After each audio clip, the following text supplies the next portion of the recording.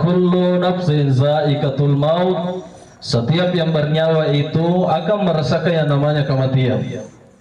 Dan kematian itu biasa menimpa pada keluarga kita, baik itu saudara kita, baik itu anak kita, baik itu orang tua kita.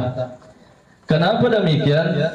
Ternyata ketika kita ditimpa musibah seperti ini, pura memang itu narampi atau pandri tabato tak guru tak kali sidendring, ulama yang boleh terima maka dah ya jatuh sitongan nafuang Allah Ta'ala ya kena wujiki melomita mitu ya ro'atan nama kada iya tak kukula wuji tak tambah kita pakna atau larino kita pakna.